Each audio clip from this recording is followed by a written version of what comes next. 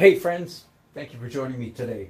I am starting a fairly large painting, 30 by 44, which of course is not a traditional size, so this is a custom stretched canvas.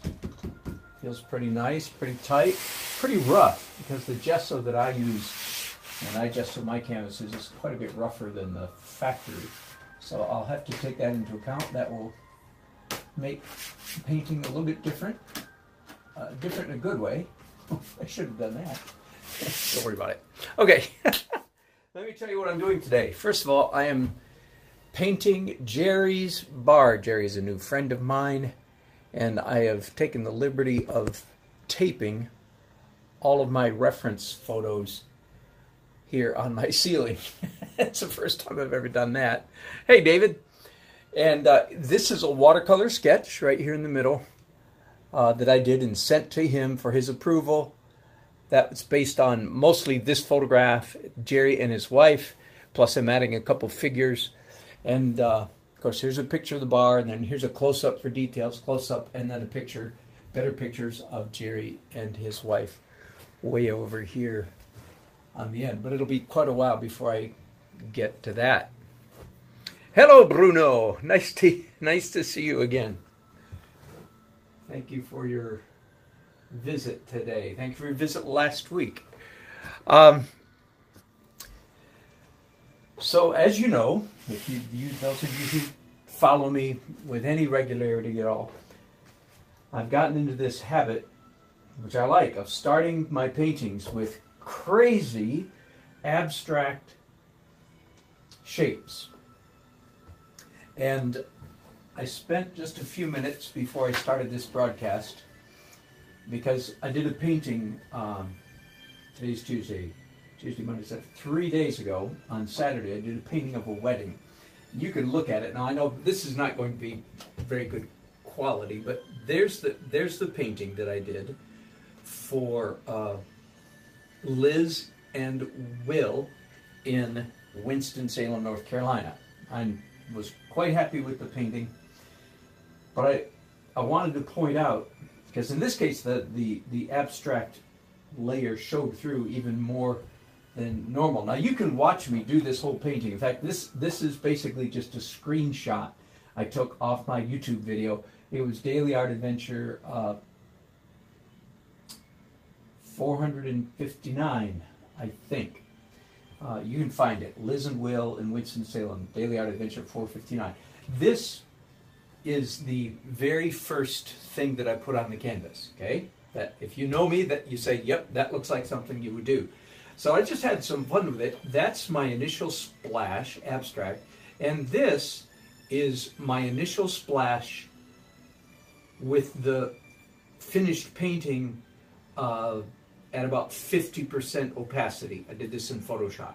And here's the finished painting. Now, what is really interesting, so let's go back up here again. You see these? It's very unusual for me to do three primary colors, but that's what I did. Blue, red, and yellow.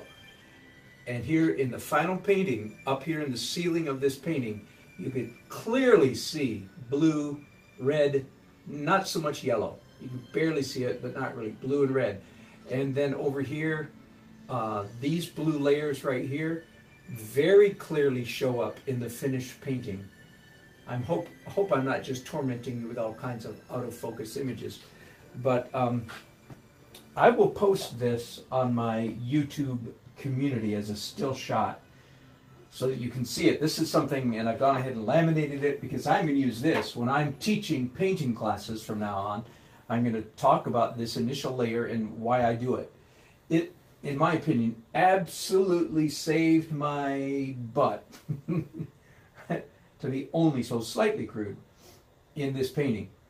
Because if I didn't have these abstract shapes up here in the ceiling, I would have an awful lot of empty space up here to fill up. And I do feel like this low horizon view of this room was the right choice in order to get the bride and groom of heroic proportions, you know, bigger than, because they're up close, everybody else is far away and they're smaller, and so forth.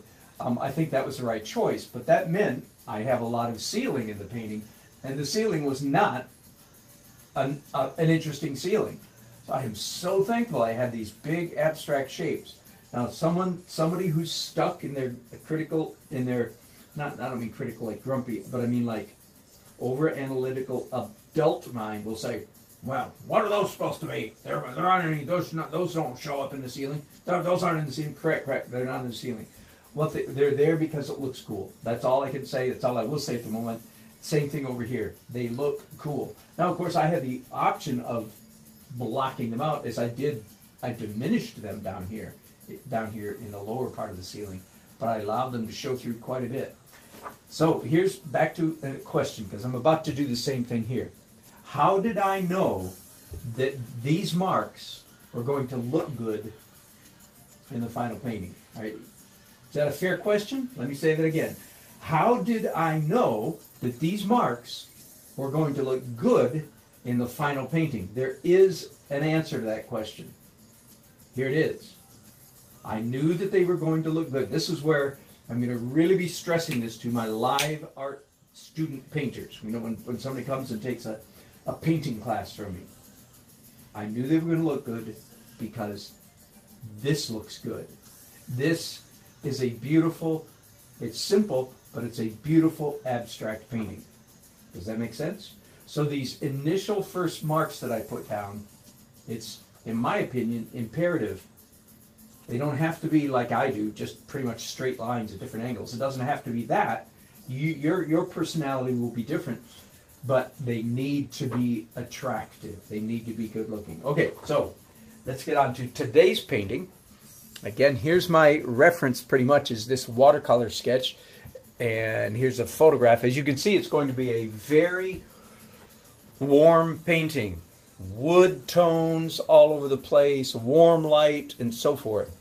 That means I'm going to do my abstract swooshes in mostly what color? Colors. The answer, yeah, blue. Cool. I'm going to do my abstract swooshes in cool colors precisely because this is going to be a warm painting.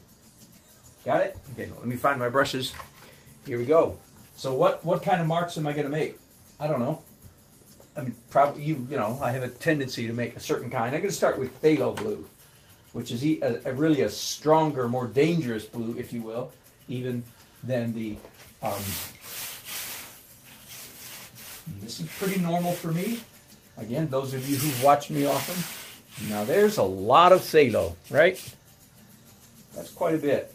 I'm going to do some more now with more phthalo on one brush and yellow on the other. Mix them together. So yellow and phthalo, what have I got now? Green.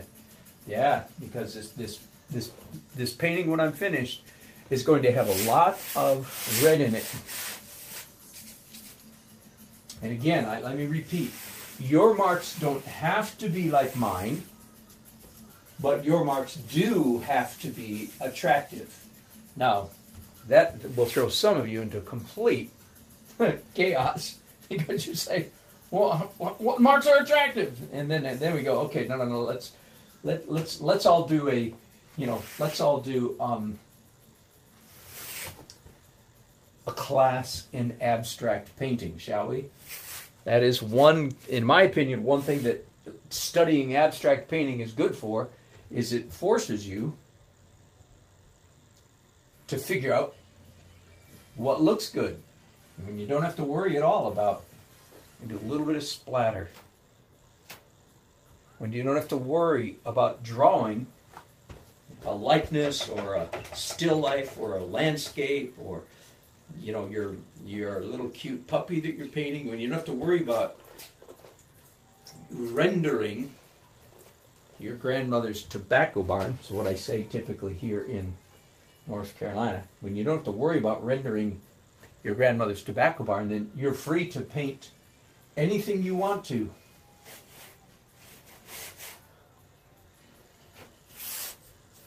That is to say, any marks you want. So you better know what looks good, because you don't have the tobacco barn to give you any guidelines. Anyway, so there. I think I'm done.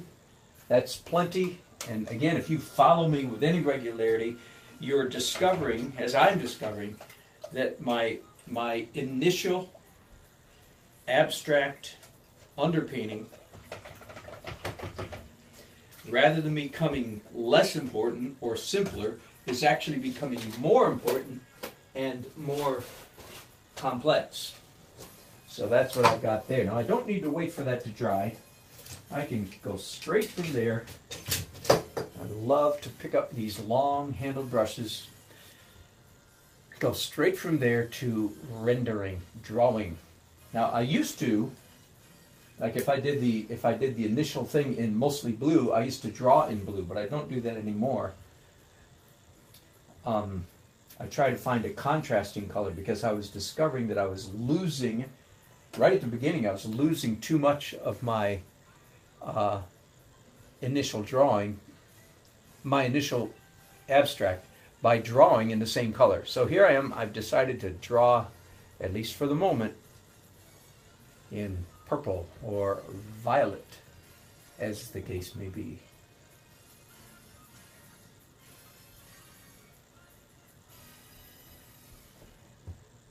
I also like these long brushes because it really makes it easier to draw straight lines. You can tell when I'm doing that, but I'm basically following the handle, right? So I draw.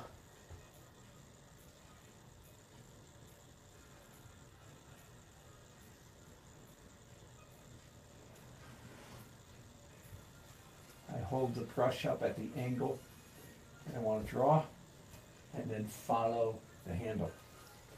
Quite a helpful little trick.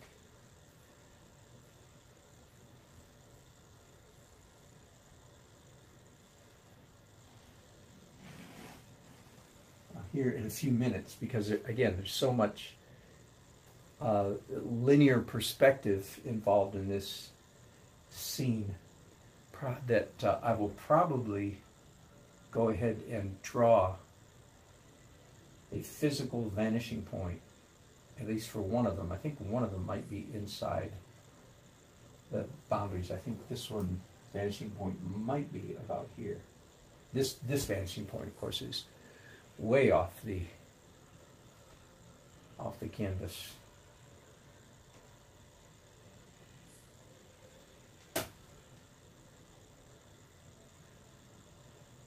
Okay, what's the angle here?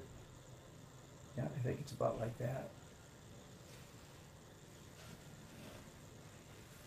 Yeah, you should give it a try. So these brushes, they're called Jewel Plein Air by Creative Mart. I think they're manufactured by Jerry's Artorama, I think.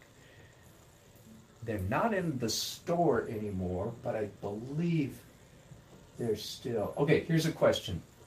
I've already answered it partway with this line, but the question is, do I want my verticals in this scene, in this painting, to be perfectly vertical? And honestly, I don't think I do. I think I want them slightly leaning in toward the top. In other words, which is if you and I were standing in Jerry's bar looking at it, and the ceiling, assuming you're not 8 feet tall, the ceiling would be above your head. That's a joke. And therefore there'd be a vanishing point way up there because these lines would converge. Now, very often when I'm painting, say, a cityscape, I always have the question, am I going to do literal perspective or modified, tweaked perspective? The literal means the buildings should lean in as they go up the sky. Modified would mean I take the lean out of the buildings so that they just look like they're vertical. And I go both ways on that. There is not one answer. There are several answers to that. Sometimes I do one, sometimes I do the other.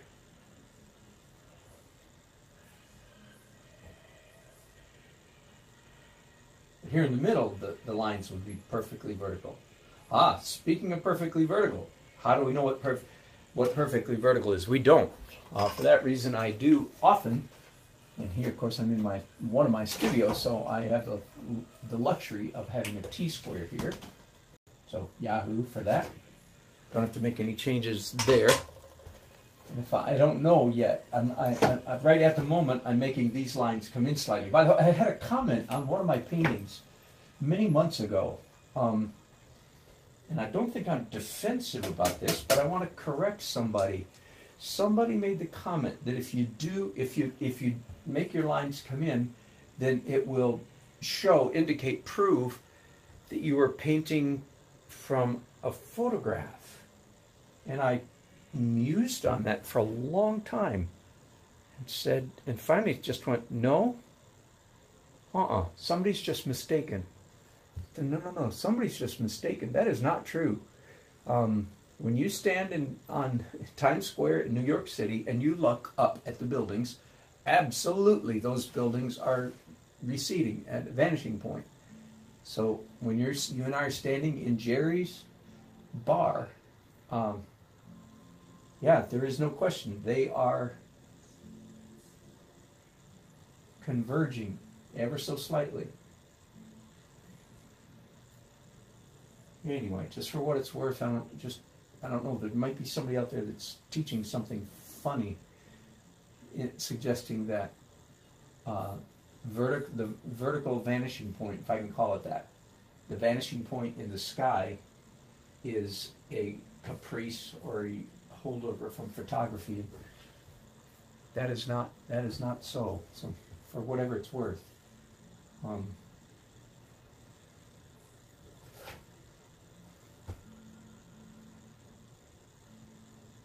So what I'm doing right now is let me check, for instance, I'll let you check with me. Is this vertical? The answer is no. So do you see it goes out about 3/16 of an inch. Okay, so it's almost vertical. That's pretty close. How about this one over here? Again, this one leans in about 1/4 of an inch. So it's very subtle.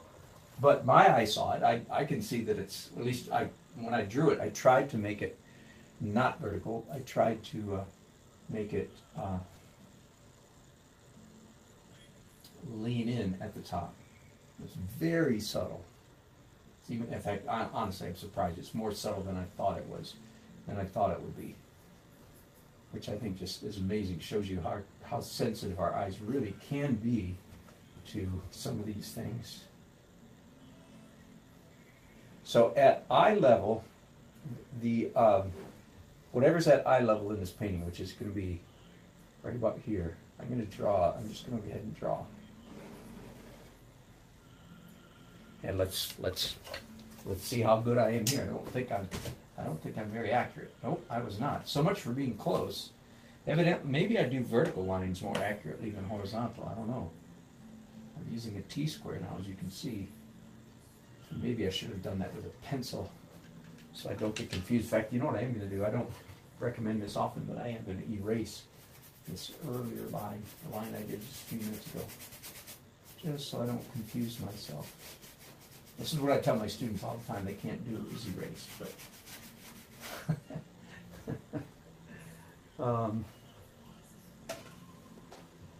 I'll talk more about that later.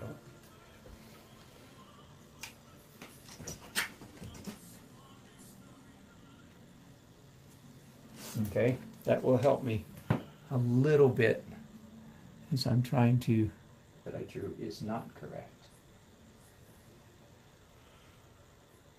And this one isn't either. Good, I'm glad I did that. Glad I did that horizontal. That's going to help. And these begin to go uphill. Now, let me go back to something, since I'm doing all this talking about perspective, let me go back to something that I talk about now periodically. That is this, that if you understand linear perspective, first of all, good for you. I do, but I've discovered many people do not. And if you just don't get it, now what I mean by that is, if you've taken a class, or you've studied a book, you've watched several YouTube videos, you've done your due diligence, I'm saying, and you still don't get linear perspective, just the light bulb, you just can't get the light bulb to come on. Here's what I say, and I've been saying this for a couple of years now. If you don't get it, quit. I know this counter doesn't sound like a good teacher saying this, but I am going to say this. If you don't get it, quit trying.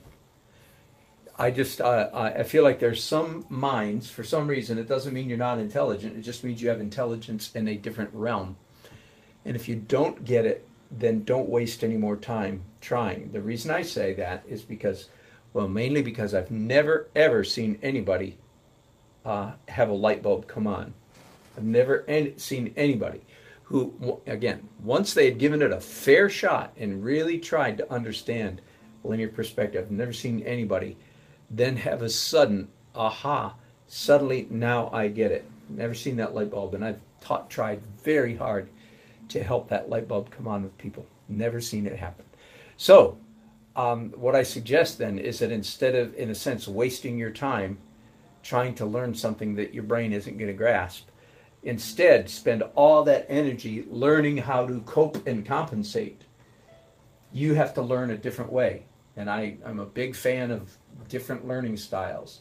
I'm a huge believer that our brains, there's a lot more variety in the way humans think, I think, than some pedagogists, pedagogues, I think is the right word, teachers of teaching, than some pedagogues.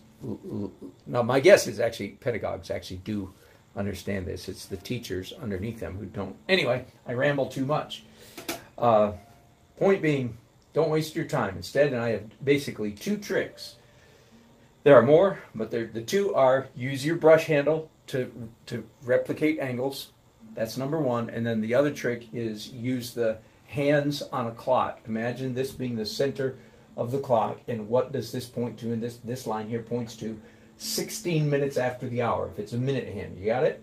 It's not quarter after, it's 16 after. And I think most of you, your eye is actually, yes, your eye is capable of discerning just about to the minute. But you have to look at every single line in your photo or your subject matter.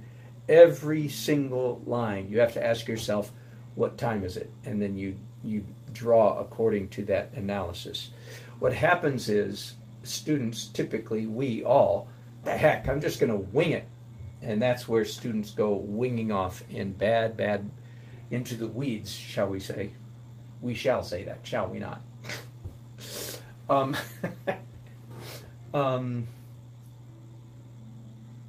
let me check. I can't remember which line here is my correct line. By the way, I do keep a T-square in my van. Yeah, okay, it is this line right here. I keep a T-square in my van for when I'm doing plein air painting, because one of my easels, the easel that I use the most, does not adjust for crooked ground.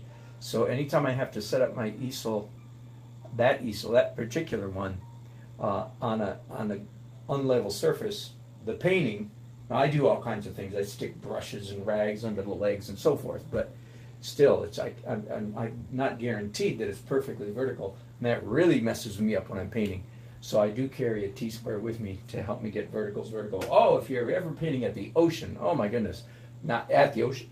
If you're ever doing a painting of the ocean or a huge lake, absolutely, please, it's not cheating to use a T-square to get the horizon perfectly level. That is not cheating, in my humble opinion. No, go for it, man.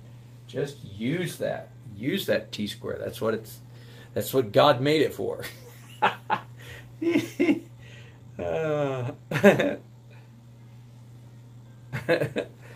If God had intended us to use T-squares, He would have let us invent them, which we did. So thank you very much.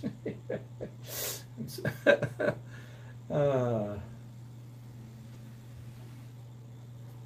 is a lot of lines, isn't it? So what I'm going to do, as soon as I finish this little broadcast right here, I am going to stand back, first of all. I'm going to look at all the lines that I just drew. I'm going to try to pick out the ones that look right and pick out the ones that look wrong.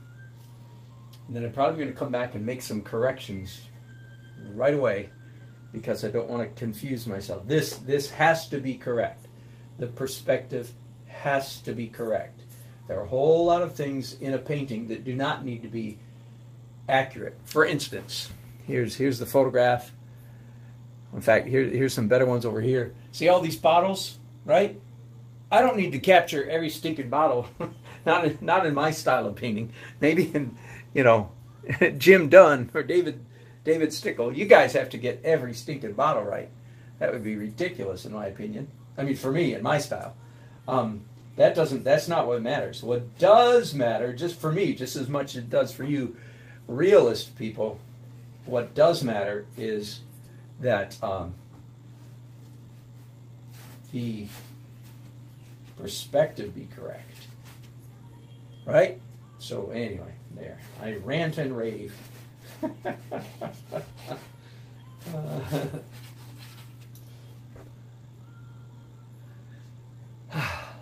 So that's probably a good place for me to pause. I've done two things. One is the abstract, talked about that a whole bunch, and then the perspective lines, and I talked that to death too, didn't I? Thanks for watching.